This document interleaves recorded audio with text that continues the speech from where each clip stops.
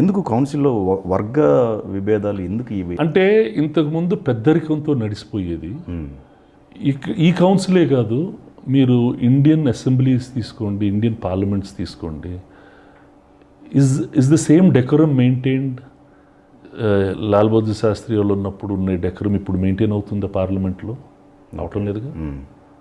Similarly just like that, okay, the right, everybody wants to express is right, okay, but the way they are expressing it is wrong. చెప్పినా వినరు.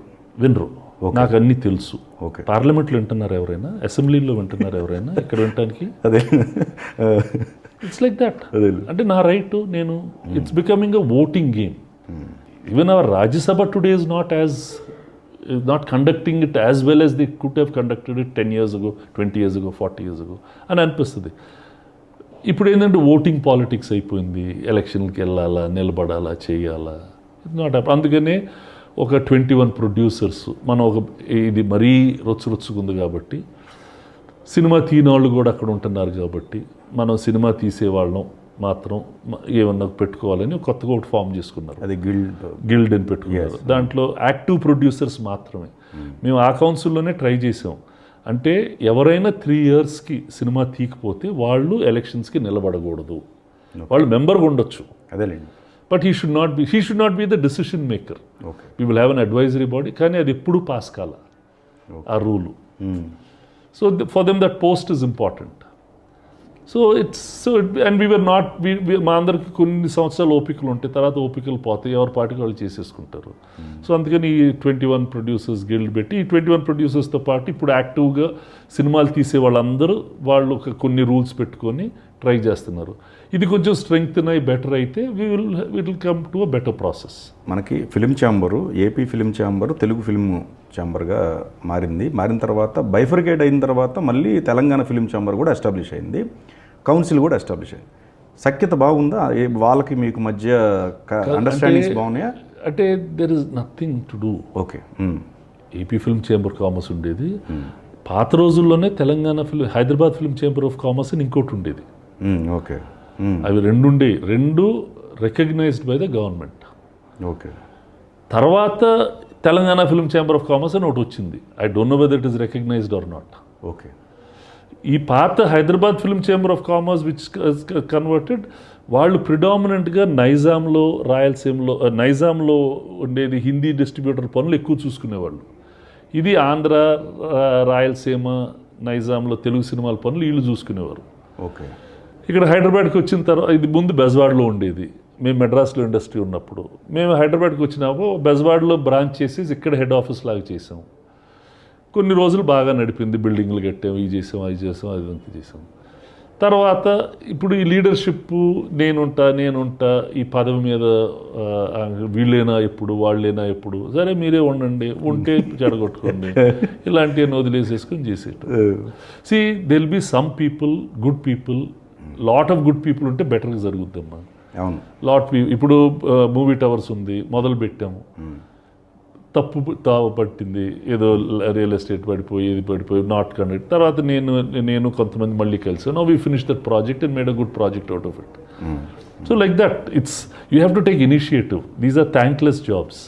అదే అంటే movie towers దగ్గర కావచ్చు, లేకపోతే కౌన్సిల్లో కొంతమంది అంటే డబ్బుల విషయంలో అవకతవకలు కూడా, ఇవన్నీ వీటన్నిటి మీద ఒక పెద్దరికంగా చర్చలు తీసుకోవడం ఇవన్నీ ఉండేవి. అంటే ఇంతకుముందు అయితే ఉండేవి, ఇప్పుడు they not so good. Okay, అంటే ఎవ్రీబడి పోతే పని వాళ్ళతో, అంటే మీడియా వచ్చిన తర్వాత లూజ్గా మాట్లాడేసేయటం, ఎవరు పడితే వాళ్ళు ఇంటర్వ్యూలు ఇచ్చేసేయటం, మేము పెట్టుకున్నాం పోకూడదు మీడియాలో, మాట్లాడుకోకూడదు అని చెప్పి, కానీ ఎవరు పడితే వాళ్ళు మాట్లాడేసేయటం, అది కాంట్రవర్సీని రెచ్చగొట్టాలని కొంతమంది మీడియా వాళ్ళు షోలు పెట్టడం. సో వాళ్ళు మాట్లాడుతుంటే మేమెందుకు రావాలని వీళ్ళు ఎవరో అనుకోవటం, ఇలాంటివన్నీ అయిపోయి, సో మనకి ఎందుకు కూడా మనం ఇక్కడికి వచ్చిన సినిమాలు తీసుకునేదాన్ని కదా, మన సినిమా తీసుకుని మన పార్టీ మనం చూసుకుందాం అని కొంతమంది ఉండిపోవటం. ఇట్స్ జస్ట్, సో డెఫినెట్లీ ఇది ఇక్కడే కాదు, ప్రతి ఇండస్ట్రీలో ఉంటుంది. మిగతా ఇండస్ట్రీలో అంత గ్లామరస్ కాదు కాబట్టి రాయరు. ఫ్యాప్సీలు, ఫిక్కీలు, సిఐలు, 10 మంది మనుషులు ఉంటే, 10 అక్కడ ఉంటే, అక్కడ ఎప్పుడైనా పవర్ స్ట్రగుల్ ఉంటానే ఉంటుంది.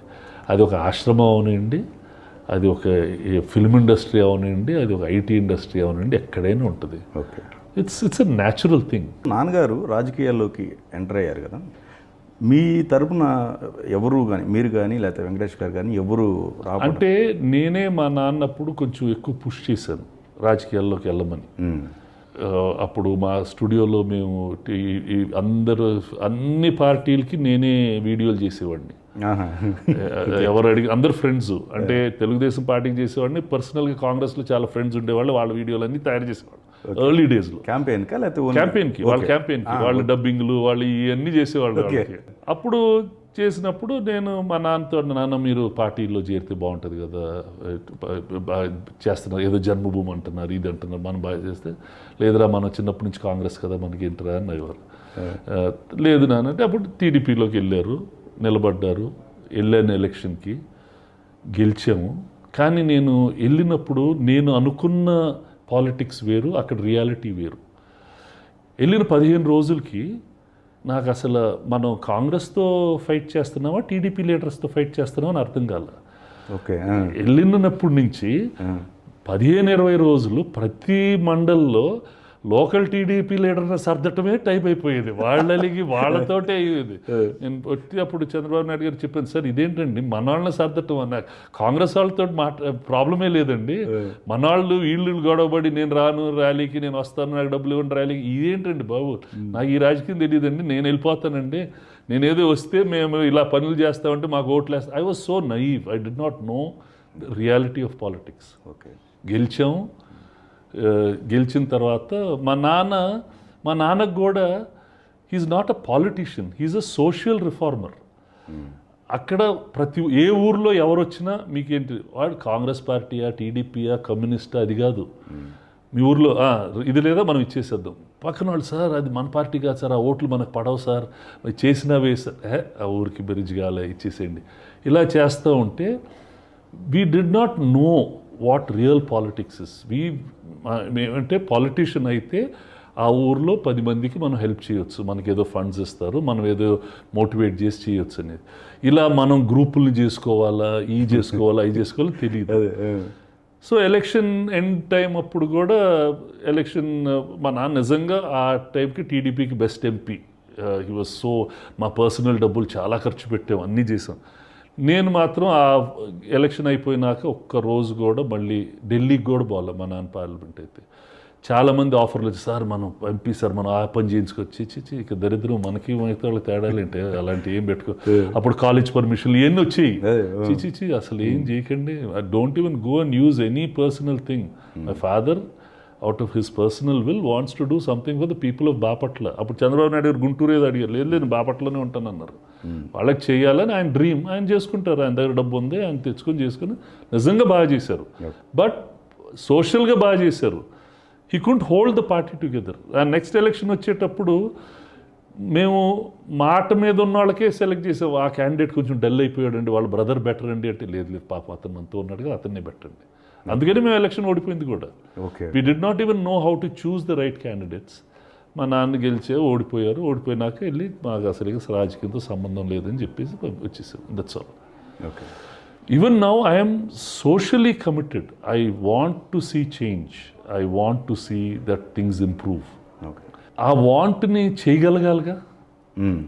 ఇప్పుడు నా సినిమాల్లోనే ఇప్పుడు మా ఫిల్మ్ ఇండస్ట్రీ ఉంది, నేను వెంకీ మామ తీస్తున్నాను, సినిమా బాగా వచ్చింది, అన్నీ ఓకే.